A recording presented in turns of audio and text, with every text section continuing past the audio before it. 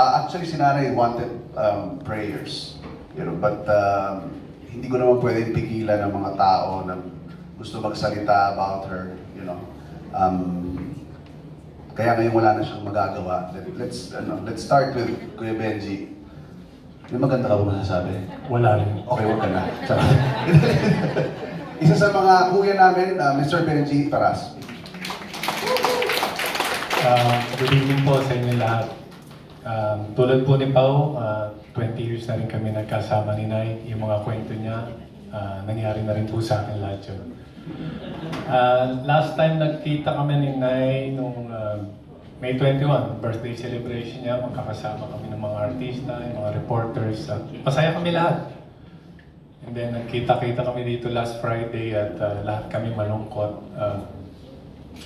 Sinasabi nga nila, saya-saya natin, tapos ngayon nalungkot. So dito kami, naglamay, and then ginuman, tapos yung mga umalis na artista, pinag-uusapan namin. Kahit yung nasa kabilang mesa lang? Oo, kahit yung nasa kabilang mesa lang. So katulad ngayon, wala si Bernard Cloma, wala. Siya pong topic namin mamaya. Si Nay Lolit, tapos na-meet ko nga yung mga anak, yung first time ko na-meet si Sneezy and Sloopy. Kung ako yung pinangalanan ng gusto, hindi ko kakausapin namin ko. Pero kita ko naman mahal nila. Naghuli kami nagkausap ni Nay, tinawagan ko siya, meron akong problema lang na kukonsult sa kanya. Tinawagan ko siya. Pinagkalat niya yan? Pinagkalat niya. So, tinawagan ko siya, nung nag-ring, pag hello, teka, sandali, ikaw muna maingay dyan. Nay, okay ka lang. Saan kayo, Nay? Dito nag-dialysis, ba't maingay ka? Kasi itong isang pasyente rito, feeling close sa akin. Pansin ko nga, kala niya kung sino siya. Sabi ko, Nay, relax ka lang, dialysis na yan, mainit pa ulo mo. Gusto mo, magpakabait ako. Di lalo akong nauna. Sabi niya, hindi pwede, kailangan mataray ako. Sabi niya, kailangan may awayin ako. May problema ka ba? Wala po, Nay. Nangangamusta lang po ako sa inyo. So, iyon yung huli naming pag-uusap ni Nay.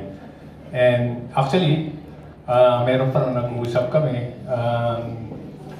Ang sinabi lang niya sa akin na sabi ko, Nay, ang sa akin lang sana sa GMA magkatrabaho kami ni Andre, nung anak ko. Sabi niya, sige, ayusin ko yan.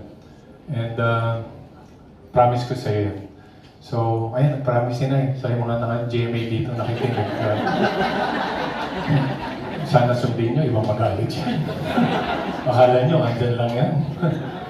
Delikado. Pero, lahat tayo merong masasaya na moment kay Nay Lolit.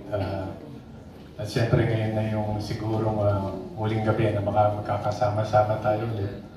At mag-reminisce ng mga araw na yan. So, hanggang doon na lang ako. Baka kunin pa ako sa drama ng GMA. So, maraming salamat po sa iyo.